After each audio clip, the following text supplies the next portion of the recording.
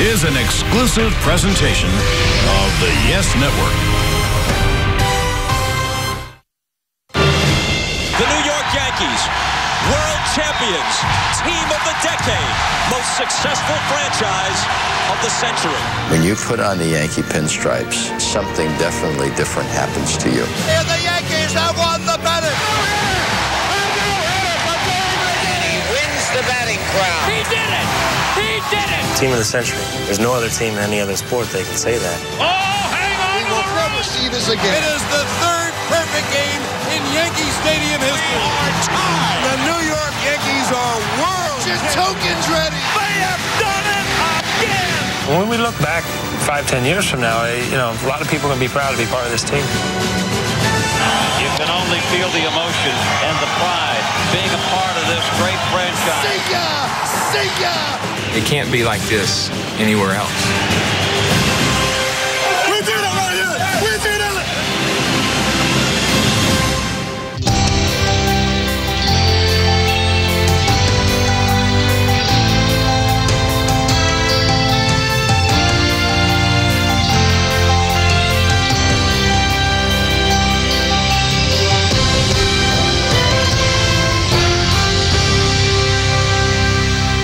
When catcher Thurman Munson perished in a plane crash in 1979, the Yankees felt a loss far greater than any they had ever encountered on the playing field.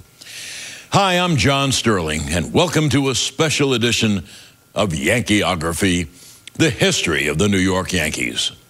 Losing their captain was a tragic blow to the team, but the core from those championship years of 77 and 78 was still intact, and as the Yankees began the 80s, they had every reason to believe they could right the ship.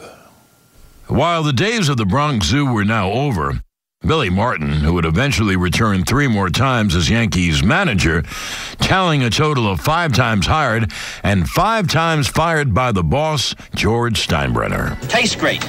Less filling, George. Billy, it tastes great. Less filling, George. Billy, Yeah, George. you're fired. Not again. In 1980, Billy Martin would be replaced by a more reserved Dick Hauser, with hopes that a new personality would benefit both the team and its superstar. He wasn't an excitable type of person like Billy. Dick was just a no-nonsense, let's get the job done, serious type person. And I think that kind of helped Reggie. It helped him to his best season ever in New York. Reggie tied Ben Ogilvy of the Brewers for the league lead with 41 home runs. He also hit 300 and finished second in the MVP voting to George Brett of the Royals, a team the Yankees had come to know only too well in the 70s. Kansas City over in the American League became a great rivalry with the Yankees. There was some really, really great baseball being played at that time. The Yankees had defeated the Royals in the 76, 77, and 78 playoffs. But in the 1980 championship series, Brett got his revenge. It is gone! 3-run home run by George Brett, and Brett has taken the Royals and put them in front. The image of Kansas City celebrating the pennant prompted the Yankees to pursue the market's biggest free agent. Remember that number.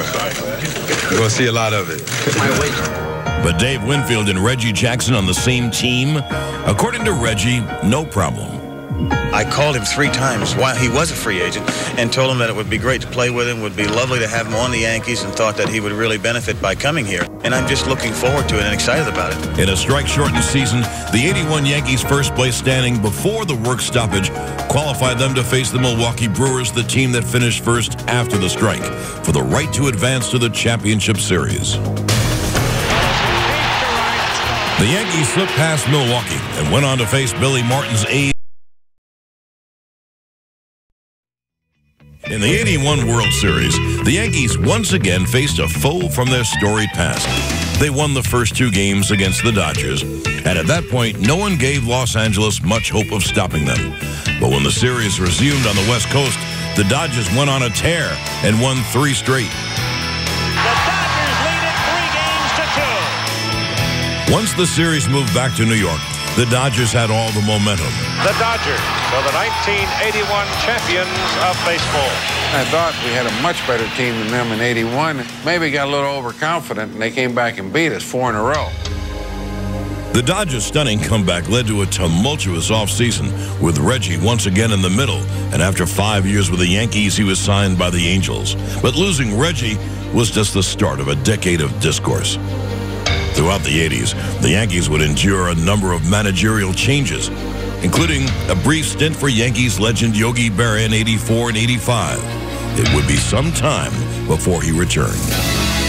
The Yankees were also struggling to find the right chemistry on the field. Look at that play! Believe it! Look at that play! On offense, the team was quite prolific, but that did not necessarily translate into glory.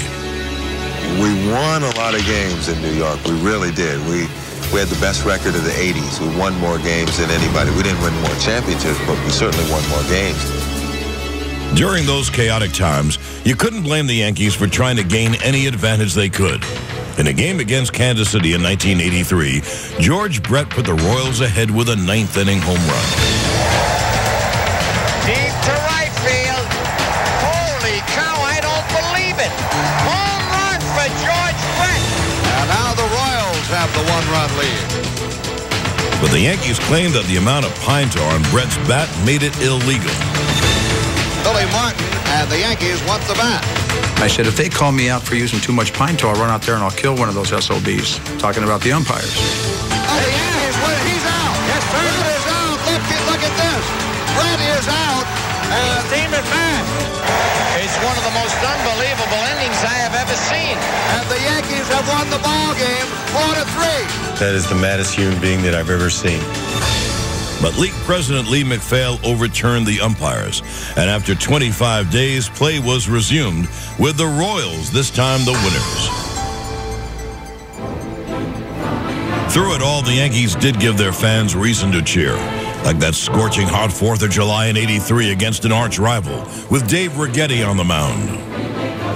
I had 9 or 10 strikeouts in the first, 3.5, 4 innings, so I had to back off if I was going to survive it because it was so hot. But Rags overcame the heat and cooled off the Boston bats. In the 9th, he would face the heart of the order in his quest to reach the record books. Wade Boggs, the batter. And this is the toughest out in baseball. I knew that coming up with 2 outs in the 9th inning, that if I got a hit, there was probably no way that I was going to get out of New York alive. Dave Righetti on the threshold of making history here at Yankee Stadium. Righetti trying to get Bob, and he gets it. A no-hitter! A no-hitter for Dave Righetti! In 1984, young first baseman Don Mattingly and the veteran Dave Winfield waged an epic battle for the batting crown. It was great intensity. To see the concentration, to sit back and watch both guys get locked in was incredible. It was just 2 guys who were diligent at their trade.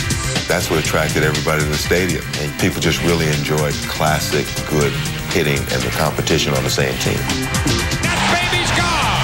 Don Mattingly! The fact that this homegrown talent was taking on a high-priced free agent helped make Mattingly the sentimental favorite.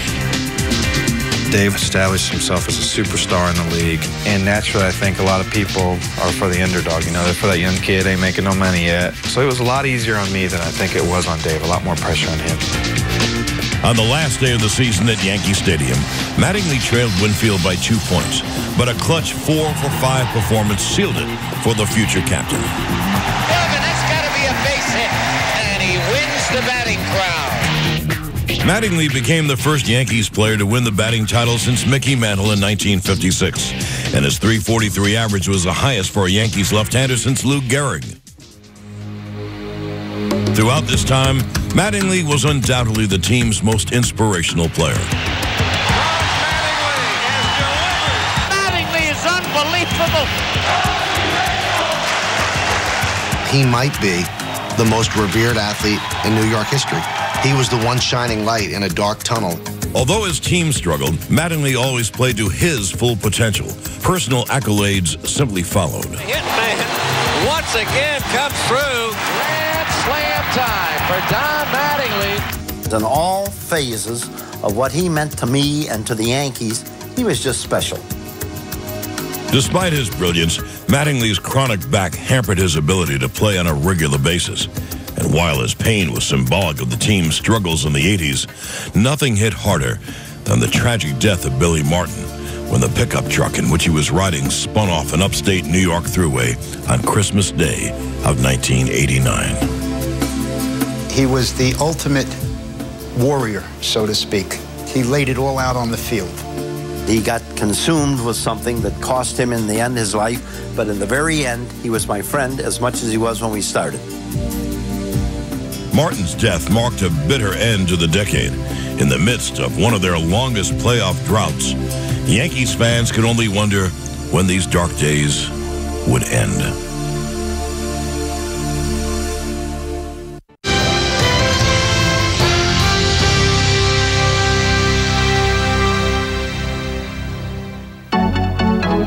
The decade of the 90s began for the Yankees much like the 80s had ended, with frustration. Never was this more evident than in a game pitched by hard luck Andy Hawkins.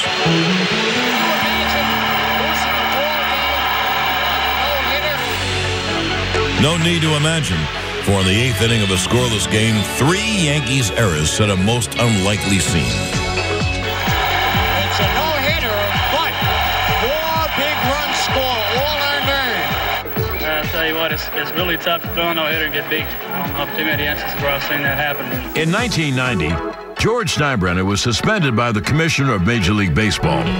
His second suspension since purchasing the Yankees. Back in 1974, Commissioner Bowie Kuhn banned Steinbrenner from the game for 2 years for making illegal political contributions to President Richard Nixon's re-election campaign.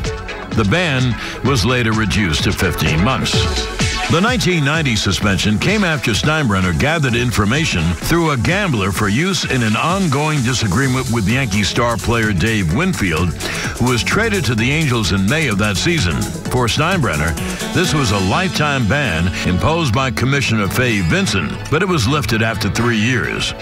Although he disagreed with the decisions, Steinbrenner accepted the judgments of Commissioners Kuhn and Vinson and harbored no ill will toward anyone involved. In neither case am I bitter. I realize that both men, both Fay and Bowie, did what they felt they had to do for the best interests of baseball at the time.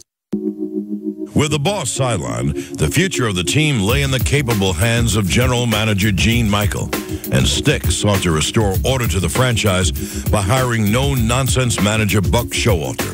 The change was immediate. It really became psychodrama-free. It became about baseball, and it's as likable a group as you're ever going to find. He did it!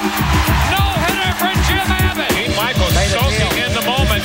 That's his acquisition. Together, Stick and Buck looked to put players in pinstripes that were committed to restoring a winning tradition to the Yankees. At the top of this list were perennial all-stars Jimmy Key and Wade Boggs. They said when I went to New York in '93 that I wouldn't hit, and I wound up with a .318 lifetime average at Yankee Stadium. In addition to proven veterans, the Yankees also rebuilt from within with budding young talent like outfielder Bernie Williams. Bernie had power potential but wasn't physically developed yet. Finally, all of a sudden, boom, it clicked. He became a better center fielder, and he started juicing the ball more, and he caught on fire, and he had a lot of confidence after that. Michael also made some shrewd trades for players who knew how to win, like when he dealt all-star outfielder Roberto Kelly to Cincinnati for Paul O'Neill. I think I came in at the exact right time. I mean, I came in as soon as the team was starting to turn around to win. In just his second American League season, Paul hit .359 and captured the batting title. He also helped lead the team to the league's best record. But more than anything, O'Neill and the Yankees wanted the chance to play for a World Series title. And that never materialized. I think everybody was devastated because it was going to be their chance, and it went by the boards. No one was more devastated than Captain Don Mattingly, who had labored his entire career simply to reach the playoffs. I'd heard so much stuff, played the most games without getting in the postseason, all that kind of stuff. It kind of puts a mark on you like you're the reason that they're not getting the postseason. Well, in 1995, Donnie Baseball finally made it. Bandinor hits it to Fernandez. He goes to second, and the New York Yankees have won the first ever wild card. Don Mattingly finally going to the postseason. It feels worth it now. You know, everything that I've been through, our team's been through. At first base, number 23, Don Mattingly. The Yankees won the first game 9-6, and that set the stage for the beloved captain to make his postseason presence felt in Game 2. This one by Mattingly. Oh, hang on to the roof. Goodbye, home run. Don Mattingly. But in this game, Mattingly wasn't the only Yankees player on target.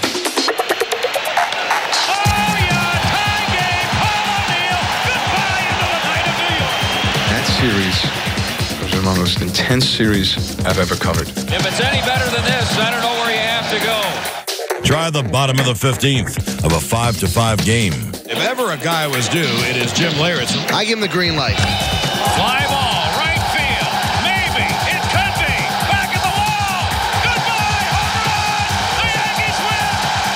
Jim Leyritz, a two-run homer in the 15th inning. Yankees win 7-5. Back to Seattle limped the Mariners for Game 3. But though down and facing elimination, they were certainly not out.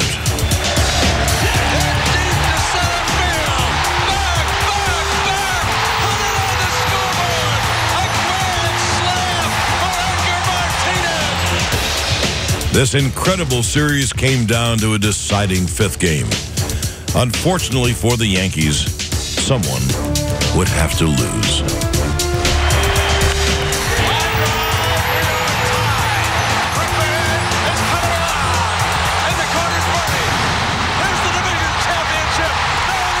Everything was great until the last inning of Game 5 in Seattle, and I'll remember that one for a long time. It was just a great learning experience, and I think it was just a great setting going into '96, you know, with a new hunger. Coming up next on Yankeeography. It was just very rewarding to have the culmination of all our efforts. Welcome back to the history of the New York Yankees. The Yankees began the '96 season with renewed vigor, having reestablished themselves as a playoff team. But there was change. Captain Don Mattingly had retired and was replaced by Tino Martinez. In addition, there was a new skipper steering the Yankees ship. And announced today the new manager of the New York Yankees, Mr. Joe Torre. The critics ripped the decision, for in 31 big league seasons, Torre had played in or managed more than 4,000 games and had never once reached the World Series. People were wondering why George Steinbrenner would pick this loser to manage his New York Yankee ball club. Nobody ever dreamed that Joe would be as great a manager as he has been.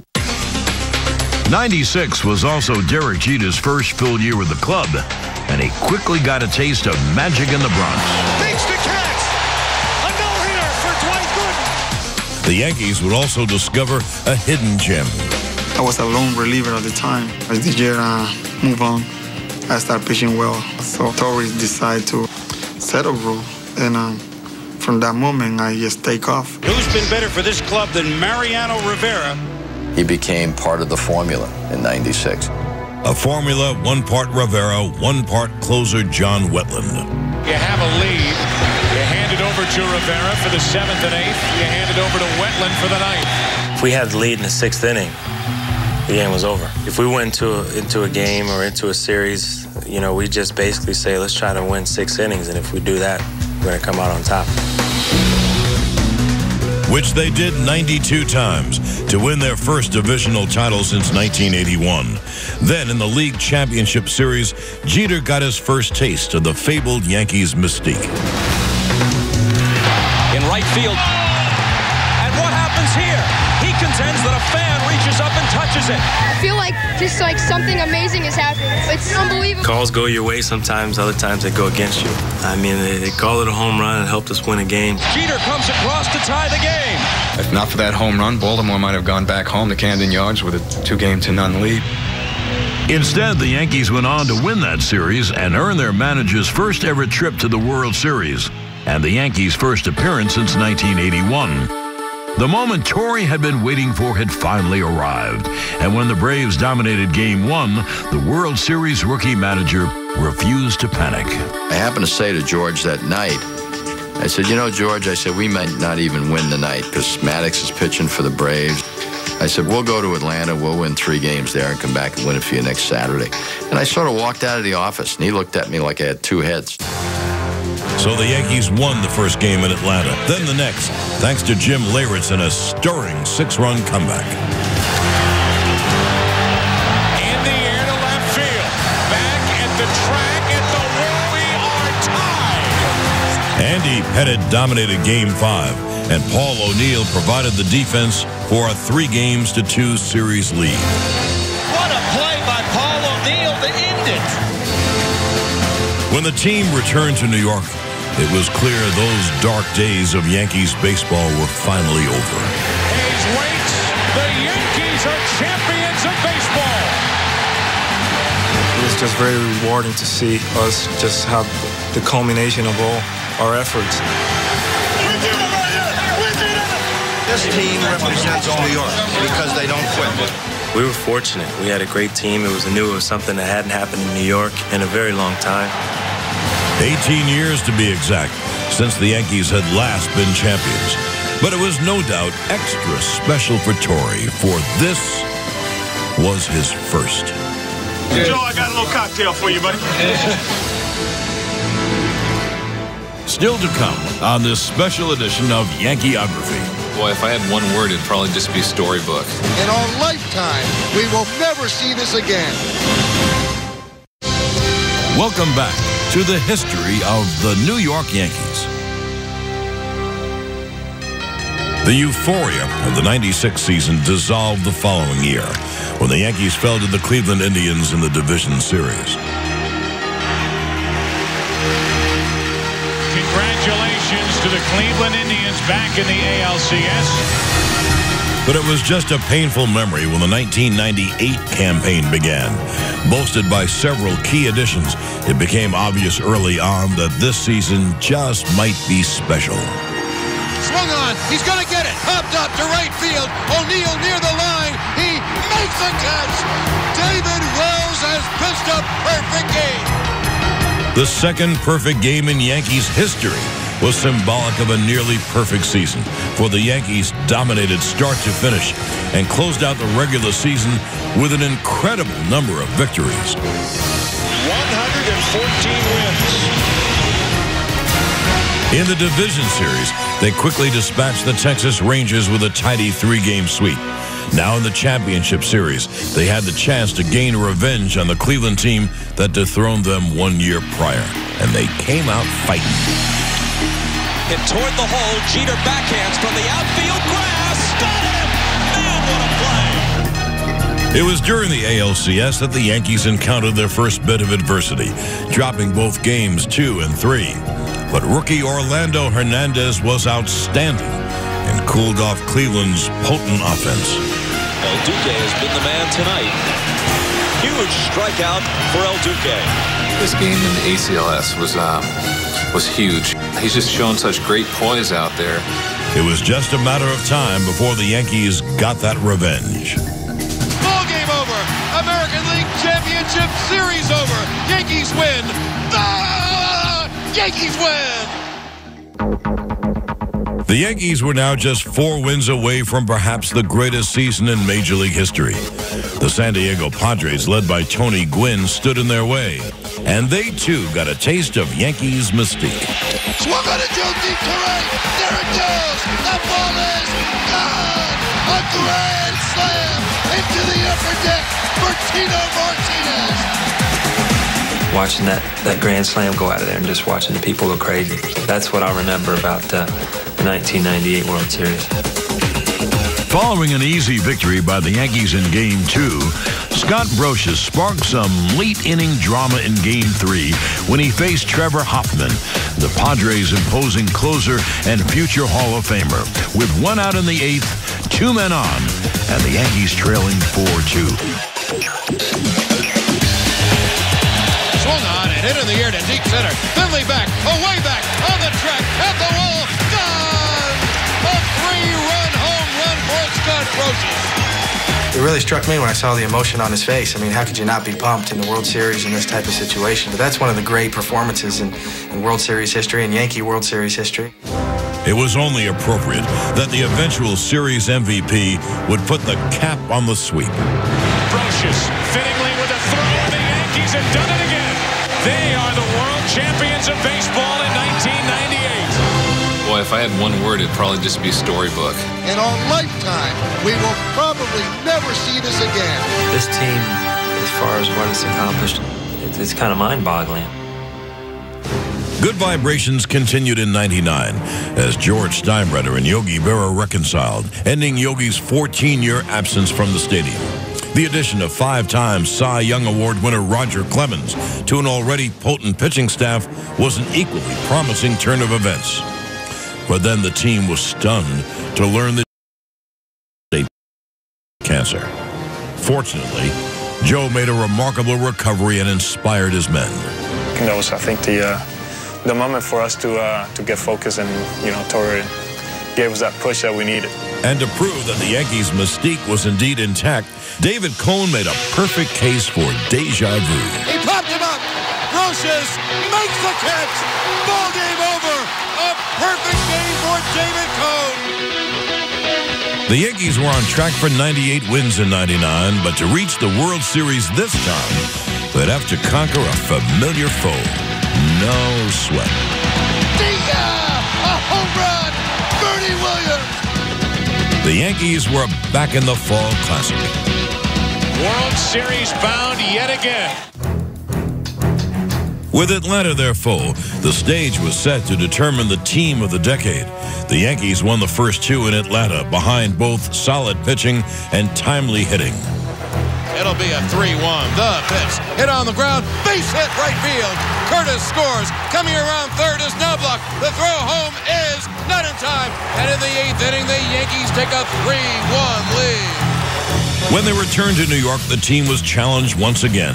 Different day, different hero, same result. Swung on and drilled deep to left field. That could go. Williams back. Looking up. See ya. Oh, what a home run for Chad Curtis. The Yankees win the game 6-5, and they're 1 win away from baseball nirvana. And when Mariano Rivera did his thing in Game 4, 100 years of unmatched success was assured. The New York Yankees, world champions, team of the decade, most successful franchise of the century.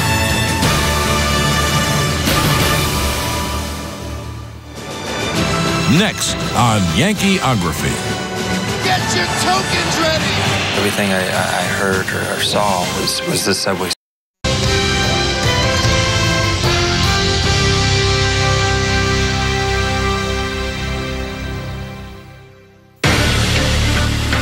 You now direct your attention to Monument Park for the raising of the New York Yankees 25th championship flag. Fresh off their second straight World Series title, the Yankees had a tough time living up to their past success, winning just 87 games during the regular season. There was pressure for a different reason. It was like trying to get something over with so we can get on with the postseason.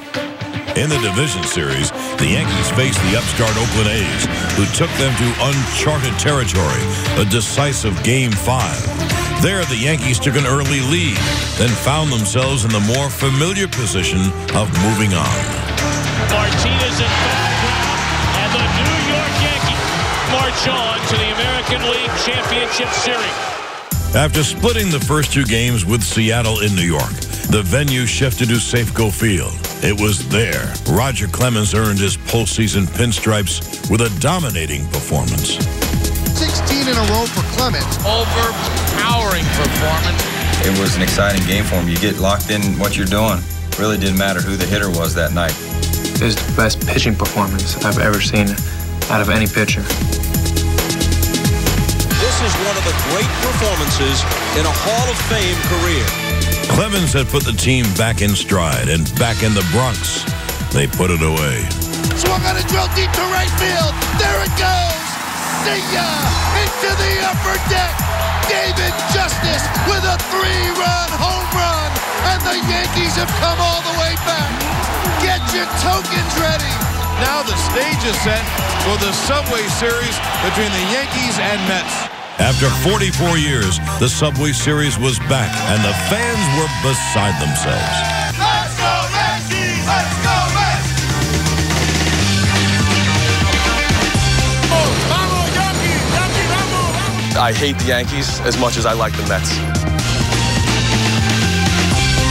If you were in New York, you couldn't escape it. I mean, everything I heard or saw was the Subway Series. The energy in the Big Apple was kinetic. But on the field, it was the Yankees who seemed a bit more energized. Swung on a drill deep to left field, and it's off the top of the wall, fielded by Justice. He fires into Jeter. Perez is coming home. Here's the throw. He is out! Despite their faux pas on the base paths, the Mets were just 2 outs away from a Game 1 triumph. But Paul O'Neill had a plan. I was doing all I could just to keep the bat going until I could get a pitch to hit. He never did get one, but drew a walk following a gutsy 10-pitch at bat, one that sparked a rally, for he eventually scored the tying run. Then came the 12th inning, and Jose Vizcaíno, still another in a long line of Yankees playoff heroes. Vizcaíno, left field, base hit. Yankees win Game 1. While the Mets simmered over Game 1, Roger Clemens brought Game 2 to a boil.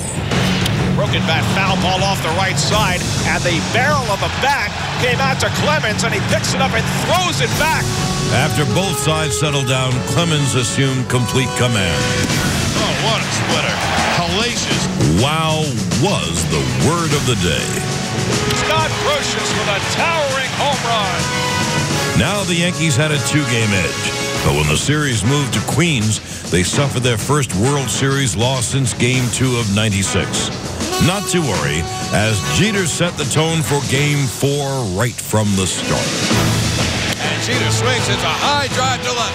It is high. It is far. It is gone. And Derek knew full well the impact of his leadoff blast. It's huge. They just beat us the night before, and 3-1 is a lot better than 2-2. The Bronx Bombers were on the brink of their 3rd straight title. And in Game 5, Yankees good luck charm Luis Sojo sought to extinguish any hope the Mets might have had. Up the middle. Base hit. Here comes Posada. Throw to the plate. Hits the runner. Into the dugout. Brocious will score, and the Yankees lead 4-2. With a 2-run lead, the Yankees turned to the man who had closed out their last 2 championships. But this one did have a moment of fear. Gets into one to center. Back is Brian Williams, a 3-peat. An incredible moment during which the players honored the man who had led them to the top 4 of the past 5 years. To have them come together to feel that way about their manager got me choked up. It was just amazing, the fact that we have been able to have this much success year after year after year.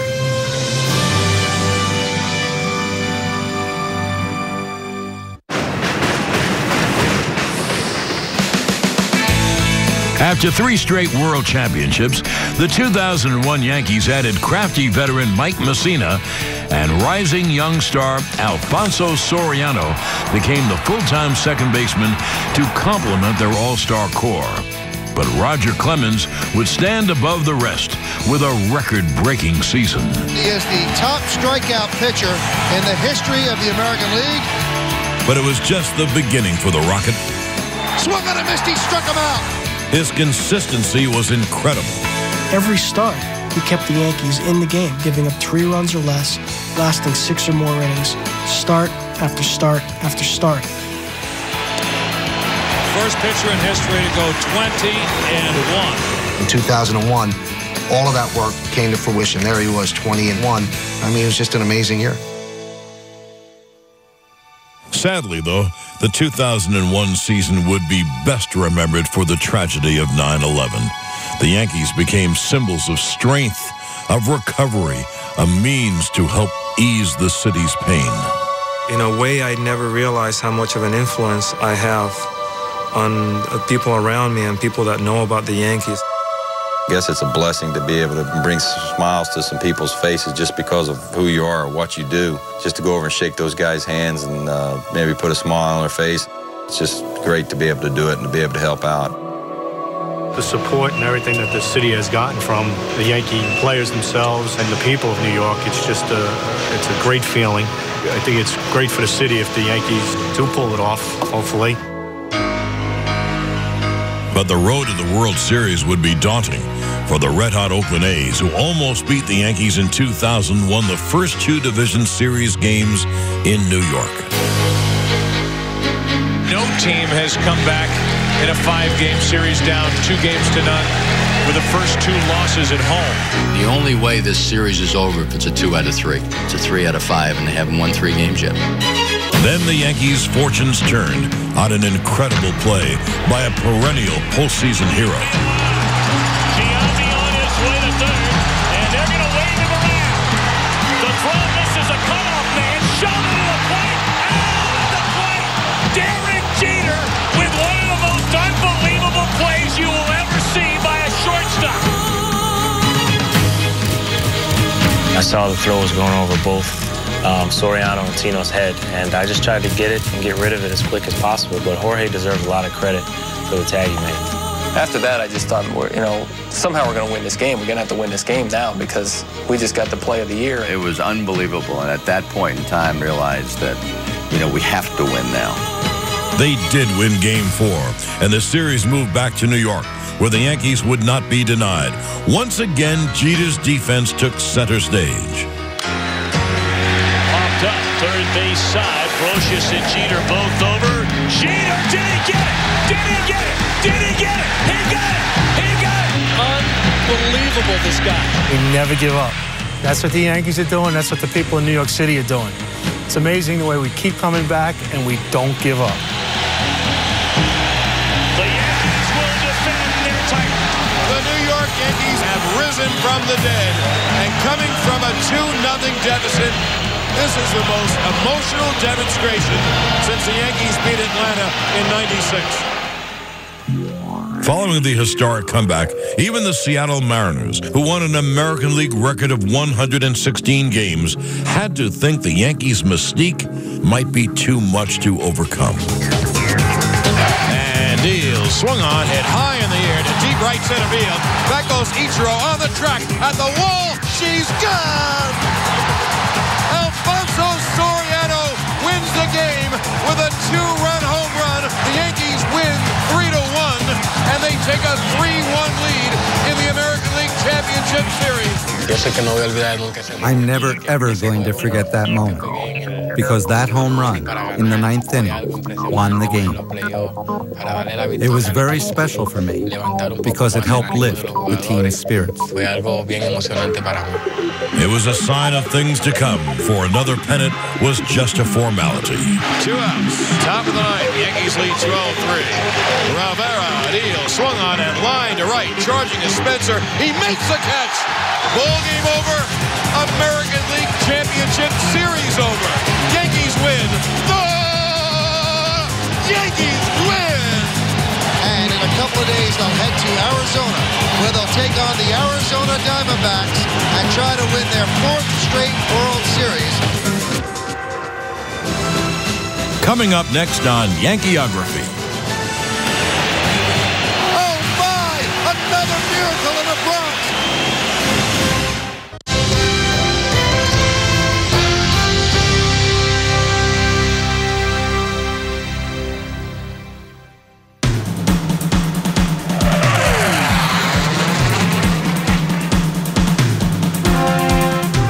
It was the 37th Fall Classic for the New York Yankees, just the first for Arizona. But the Diamondbacks quickly shed their rookie role when a pair of 20-game winners put New York in a deep hole. Diamondbacks winning. They're up 2 games to none. A disheartened Yankees team made its way back to a city seeking to rise from its own despair. There, before Game 3, came a visit that stirred the heart. It was an incredible show of support for getting back to normal by the president. He certainly showed the courage that we all have to exhibit now to get back to our everyday living. So the Yankees turned to their own pillar of strength, and 20-game winner Roger Clemens delivered 7 strong innings. A perfect finish by Rivera gave New York the win it so desperately needed. In Game 4, the Yankees continued to feed off the aura of their city and the hallowed Bronx grounds that wily veterans had come to fear. Crazy things happen in a full moon. Like when you're trailing by 2 in the 9th, facing Arizona's bullpen ace with Tino Martinez at the plate, 2 out, and a runner on base.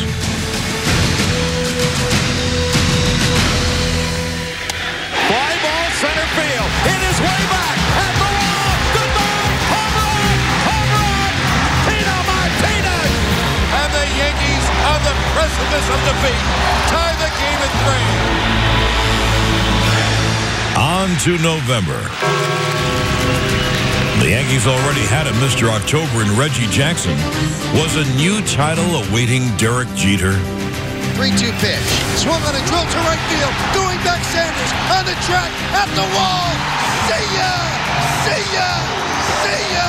I've never hit a walk-off home run before. You dream of when you're a kid to hit a home run in a key situation in the World Series, and to get an opportunity to do that is pretty overwhelming. You can't really put into words what the feeling is like.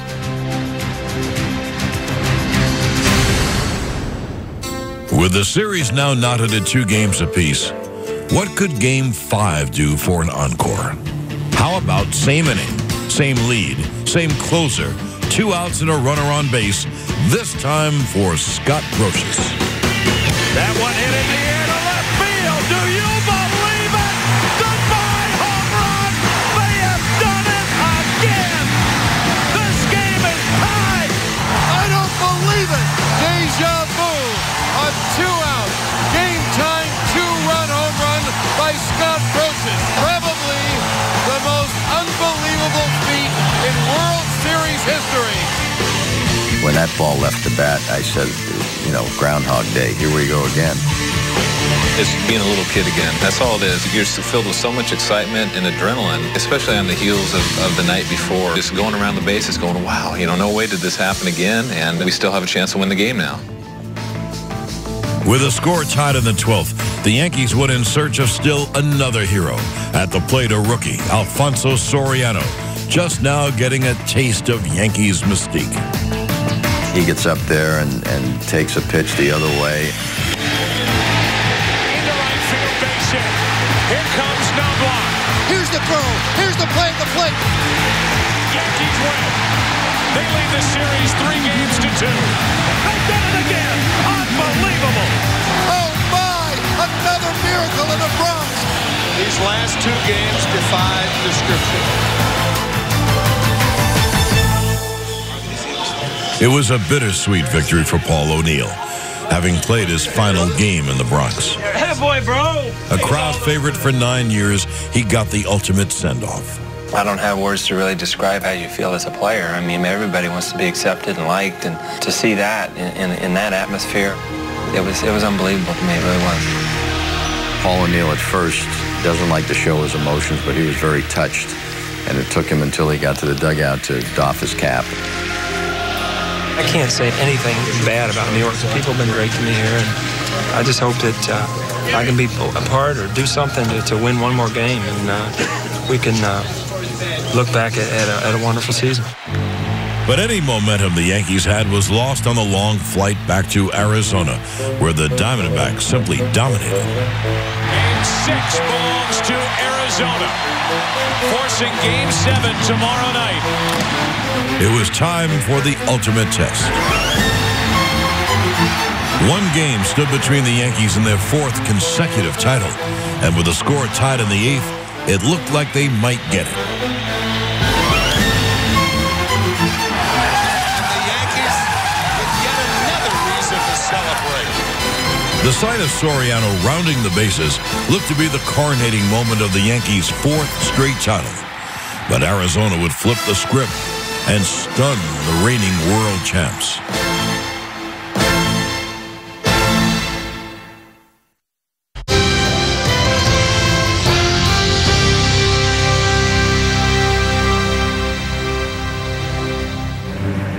The 2002 season marked the Yankees' 100th in New York.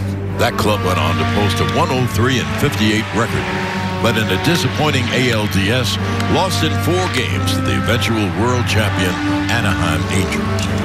The Yankees again won the East in 2003 and would battle their arch rivals from Boston in a classic ALCS, climaxed by a dramatic 7th game comeback and some extra inning heroics. I said to Aaron before he went up, just think about hitting a single to right field.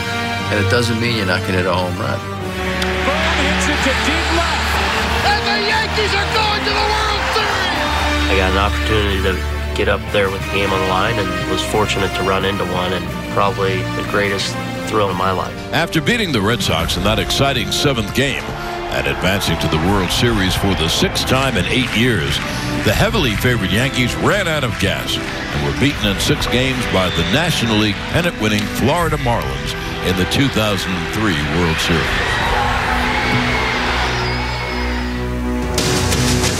However, despite the loss, the Yankees' tradition of greatness remains unequaled. A tradition made possible by an unmatched legacy of heroes and perhaps the greatest franchise of all time. We're winners. It's just an unbelievable feeling to be able to say that you play for a winning organization. The New York Yankees, most successful franchise of the century. It's a title the Yankees do not take lightly, a tribute to an unwavering focus and a quest for success. Team of the century. There's no other team in any other sport that can say that. Not the Montreal Canadiens, not the Boston Celtics, for in this case, the numbers and the images truly do speak for themselves. The New York Yankees, professional sports' most storied, gloried franchise.